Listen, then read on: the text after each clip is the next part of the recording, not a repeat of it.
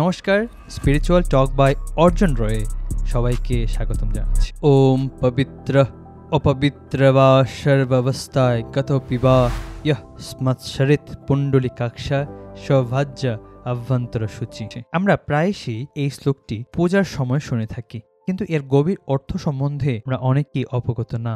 আমরা হয়তোবা মনে করি এই শ্লোকের মাধ্যমে আমাদেরকে সূচি করা হচ্ছে, কিন্তু অর্থগত দিক থেকে ঠিক এমনটি নয়। এই শ্লোকের আক্ষরিক অর্থ আপনি পবিত্র হন বা অপবিত্র হন, আপনি যে কোনো অবস্থায় থাকুন না কেন, আপনি যদি পুণ্ডলিকাক্ষ তথা শ্রীহরিকে স্মরণ করেন, তবে আপনি বাহ্যিক ও অভ্যন্তরীণভাবে শুদ্ধ বিবেচিত হবেন। এই শ্লোকের সারমর্ম হল, শুদ্ধতা কেবল বাহ্যিক নয়, এটি মন ও আত্মার বিষয় বটে। ভগবানের নাম স্মরণ করলে সমস্ত অশুদ্ধতা দূর হয়ে যায় এবং মানুষ সত্যিকারের পবিত্র হয়ে ওঠে। এই শ্লোকটি প্রথমে বলা উদ্দেশ্য হচ্ছে, আমরা অনেকেই গীতা পড়তে চাই না, কারণ আমরা মনে করি আমাদের হয়তো এই মুহূর্তে শুদ্ধতা নেই। তবে ভগবানের নাম এতই পবিত্র যে ভগবানের নাম স্মরণ করা মাত্র আমরা যে কোনো সময় শুদ্ধ হয়ে উঠি, যার ফলশ্রুতিতে আমরা গীতা পাঠ, অর্থ আত্মস্থকরণ এবং গীতা শ্রবণ খুব সহজে সম্পন্ন করতে পারি। প্রতিনিয়ত অর্থ আত্মস্থপূর্বক গীতা পাঠ আমাদেরকে গভীর সত্যকে চিনতে সাহায্য করে, আমাদের সংকটের মুখে সাহস যোগায় এবং জীবনের প্রকৃত অর্থ বুঝতে শেখায়। তারই ধারাপাতে আজ গীতার সাংখ্যযোগ নিয়ে আমরা আলোচনা করার জন্য প্রচেষ্টা করব। সাংখ্য যোগের নামের তাৎপর্য। সাংখ্য শব্দের অর্থ জ্ঞান, যা পার্টিকুলারলি আত্মা ও প্রকৃতির পার্থক্য বোঝার জ্ঞানকে নির্দেশ করে। যোগ অর্থ সংযুক্তি, অর্থাৎ সাংখ্যযোগ মুক্তির পথে জ্ঞানের সংযুগকে বুঝিয়ে থাকে। ইংলিশে বললে intellectual communication with God by the path of salvation. এই অধ্যায়কে ভগবান প্রকৃত আত্মজ্ঞান এবং নশ্বর দেহের ধারণার মাধ্যমে অর্জুনকে সঠিক সিদ্ধান্ত নির্বাচনে পথ প্রদর্শন করছেন। সাংখ্য দর্শন মতে জগৎ দুটি মূল উপাদানে বিভক্ত, এক পুরুষ তথা আত্মচৈতন্য, যা অবিনশ্বর মিন্স ইনডিস্ট্রাক্টেবল। দ্বিতীয় উপাদান প্রকৃতি বা নেচার, যা ভৌতিক দেহ ও জগৎ, অর্থাৎ আমাদের সারাউন্ডিংসে যা আছে তা, এবং এটা পরিবর্তনশীল, চেঞ্জেবল মিন্স ভোলাটাইল, যার প্রতিফলন আমরা 11তম শ্লোকে দেখতে পাবো। শোক সমীচীন নয়। শ্রী ভগবান উবাচ অশোচ্যানন্বশোচস্ত্বম প্রজ্ঞাবাদাংশ্চ ভাষসে গতাসূন গতাসূংশ্চ নানুশোচন্তি পণ্ডিতাঃ। ভগবান বললেন, তুমি প্রজ্ঞের মতো কথা বলছো, অথচ যে বিষয়ে শোক করা উচিত নয় সেই বিষয়ে শোক করছো। যারা যথার্থ জ্ঞানী তারা কখনো জীবিত বা মৃত কারোর জন্য শোক করে না। অর্থাৎ শ্রীকৃষ্ণ অর্জুনকে বোঝাচ্ছেন যে আত্মা চিরকালীন ও অমর, কিন্তু এর দেহ ক্ষণস্থায়ী, তাই মৃত্যু বা পার্থিব জিনিসের জন্য শোক করা সমীচীন হবে না। কর্মফল ভগবানের সমর্পণ। এই অধ্যায়ের অন্যতম পরিচিত শ্লোক শ্রী ভগবান উবাচ কর্মণ্যেবাধিকারস্তে মা ফলেষু কদাচন মা কর্মফল হেতুর্ভুর্মা তে সঙ্গোস্ত্বকর্মণি। এই শ্লোকের অর্থ, স্বধর্মবিহিত কর্মে তোমার অধিকার আছে, কিন্তু কর্মফলে তোমার অধিকার নেই। কখনো নিজেকে কর্মফলের হেতু তথা নিমিত্ত মনে করার প্রয়োজন নেই, এবং কখনো স্বধর্ম আচরণ থেকে বিরত থাকার প্রয়োজন নেই। দ্বিতীয় অধ্যায় 47তম শ্লোকটি গীতার নিগুড় তথ্য হিসেবে বিবেচিত। আমরা প্রায়শই কাজ শুরু করার আগেই এই কাজটি কিভাবে সম্পাদন করা যায় এই চিন্তা না করে আমরা চিন্তা করি এই কাজের ফলাফল কি হতে পারে, এবং এই চিন্তায় আমাদেরকে থামিয়ে দেয়। কিন্তু পরমেশ্বর ভগবান শ্রীকৃষ্ণ এখানে সুস্পষ্টভাবে উল্লেখ করছেন, তোমার অধিকার শুধু কাজে, ফলের চিন্তা তোমার অধিকার নয়। এই দৃষ্টিভঙ্গি যদি আমরা মেনে চলি, তাহলে জীবনে অকারণ মানসিক চাপ থেকে খুব সহজেই মুক্ত থাকা সম্ভব।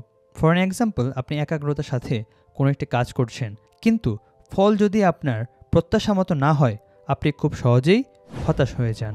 কিন্তু যদি ফলের চিন্তা বাদ দিয়ে কাজকে উপভোগ করার জন্য সেই কাজটি করতেন, তাহলে সেই একই কাজ আপনার জন্য আনন্দঘন হয়ে উঠত। এবং ফলাফল প্রধান যেহেতু ভগবানের উপর, তার মানে হচ্ছে আপনার জন্য যেটা ভালো সেটাই ভগবান করবেন, মিন্স সেটাই ভবিতব্য। স্থিতপ্রজ্ঞ হয়ে ওঠার উপায়। এই অধ্যায়ে অপর আরেকটি পরিচিত শ্লোক, শ্লোক 38। শ্রী ভগবান উবাচ सुखदुःखे समे कृत्वा लाभालाभौ जयाजयौ ततो युद्धाय युज्यस्व नैवं पापमवाप्स्यसि। অর্থ সুখ দুঃখ লাভ ক্ষতি জয় পরাজয় সব কিছুকে সমানভাবে গ্রহণ করো, অর্থাৎ আমাদের স্থিতপ্রজ্ঞ হয়ে ওঠার কথা বলা হয়েছে।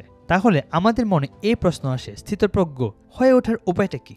যার সমাধান ৫৫তম এবং ৫৬তম শ্লোকে ভগবান নিজে দিয়েছেন, যেখানে ভগবান বলছেন, শ্রী ভগবান উবাচ প্রজহাতি যদা কামান সর্বান পার্থ মনোগতান আত্মন্যেবাত্মনা তুষ্টস্থিতপ্রজ্ঞস্তদোচ্যতে দুঃখেষ্বনুদ্বিগ্নমনাঃ সুখেষু বিগতস্পৃহঃ वीतरागभयक्रोधस्थितधीर्मुनिरुच्यते।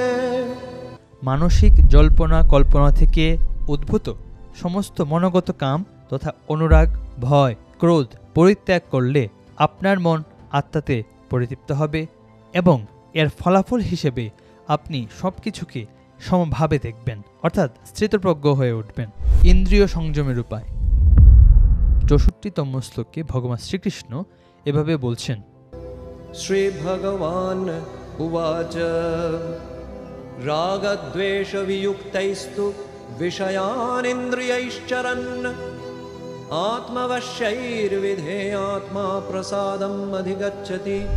প্রিয় বস্তুতে স্বাভাবিক আসক্তি এবং অপ্রিয় বস্তুতে যদি স্বাভাবিক বিদ্বেষ না থাকে তাহলে সে ইন্দ্রিয় সংযমে সচেষ্ট হবে।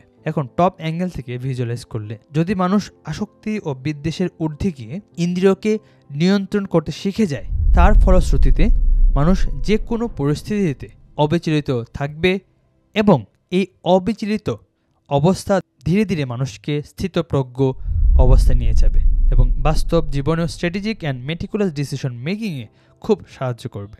তার এই ধারাবাহিকতায় ঠিক পরবর্তী শ্লোকে ভগবান তাও মেনশন করেছেন, একজন ব্যক্তি যদি চিন্ময় চেতনায় অধিষ্ঠিত হয় তার ফলশ্রুতিতে তিনি ত্রিতাপ দুঃখ থেকে মুক্ত হবেন, অর্থাৎ ইন্দ্রিয় নিয়ন্ত্রণ আমাদের অবিচলিত করবে, ফলে আমরা চিন্ময় চেতনায় অধিষ্ঠিত হব এবং ত্রিতাপ দুঃখ থেকে আমাদের মুক্তি হবে। সতর্কতা ৬৭তম শ্লোকে ভগবান অর্জুনকে মনে করিয়ে দিচ্ছেন, প্রতিকূল বায়ু নৌকাকে যেমন অস্থির করে তেমনি সদা বিচরণকারী যে কোনো একটি মাত্র ইন্দ্রিয়ের আকর্ষণীয় মন অসংযত ব্যক্তি প্রজ্ঞাকে হরণ করতে পারে। That means god reminds us it is not a discrete process rather than it is a continuous deliberate process। এর মানে আমাদেরকে সর্বদাই এই পন্থাটি ফলো করতে হবে। এই অধ্যায়কে যদি সাম আপ করি তাহলে সারমর্ম দাঁড়ায়, ১. আত্মা অবিনশ্বর, দেহ নশ্বর, মৃত্যুর জন্য শোক করা উচিত নয়। ২. নিজের দায়িত্ব পালন করাই প্রকৃত ধর্ম, ফল নিয়ে চিন্তা নয়। নাম্বার ৩. সুখ দুঃখ জয় পরাজয় সমভাবে গ্রহণ করতে হবে। নাম্বার ৪. কাম ক্রোধ ভয় ত্যাগ করে স্থিতপ্রজ্ঞ হয়ে উঠতে হবে। যদি এই ভিডিওটি আপনাকে অনুপ্রাণিত করে তবে অবশ্যই লাইক করুন, বন্ধুদের সাথে শেয়ার করুন এবং আমাদের চ্যানেলকে অবশ্যই সাবস্ক্রাইব করুন। নতুন ভাবনার সাথে সদা সংযুক্ত থাকুন, এই প্রত্যাশায় দেখা হবে নেক্সট ভিডিওতে। ধন্যবাদ সবাইকে।